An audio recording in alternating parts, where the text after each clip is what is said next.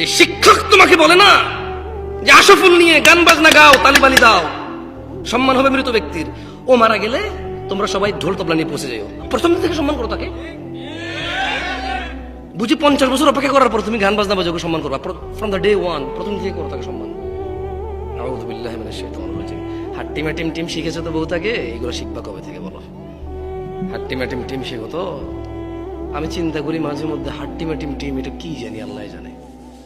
এটা কি গরু ছাগল নাকি পাখি নাকি মানুষের মতো কিছু, এটা কি? তবে এটা দুটো শিং থাকবে, এটা ডিম পাড়বে, এতটুকু কনফার্ম আমরা। এটা কি? এটা বাচ্চা প্রসব করবে না, বাদুর যেরকম করে, ঘোড়া যেরকম করে, গরু যেরকম করে, মানুষ যেরকম পেটে বাচ্চা প্রসব করে, এটা এরকম প্রসব করবে না, এটা ডিম পাড়বে। এটা কি করবে? ডিম পাড়বে। এটা পানিতে থাকবে না ডাঙায় থাকবে আমরা জানি না, নাকি উভয়চর হবে এটা আমরা জানি না। হয়তো 50 বছর পর দেখাও পেতে পারি, হাড্ডি মাটি বের পেতেও পারি হয়তো। তবে তোমরা সেদিন চিনবা কিভাবে বলো তো? এটাকে দুটা শিং থাকবে, এটা ডিম পাড়বে। তার মানে এটা মুরগির মতো ডিম পাড়বে, কিন্তু শিং থাকবে গরুর মতো, শিং থাকবে ছাগলের মতো, হরিণের মতো, কিন্তু এটা ডিম পাড়বে মুরগির মতো, হাঁসের মতো, কোয়েল পাখির মতো, টিয়া পাখির মতো। কেমন শেখো, দেখা পেতেও পারো, তোমার নাতিপতি পেয়ে যাবে এই হাড্ডি মাটি।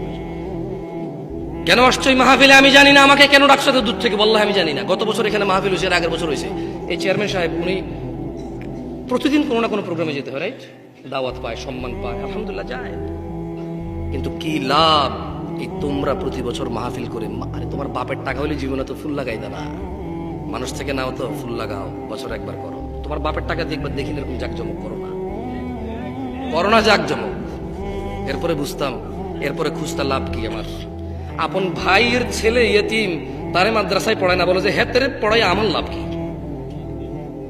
হ্যাঁ, আপন মা দুই ভাই বলে যে একলা আমি আব্বা আম্মারা চালে আমার লাভ কি? এরপরে দেখতাম এত বড় মাহফিল, বাপের টাকা এগুলো লাভ খুঁজতা। এখন তো লাভ খোঁজা লাগে না, প্রতি বছর করো, কিন্তু এর বেনিফিট কি কিচ্ছু জানো না তোমরা।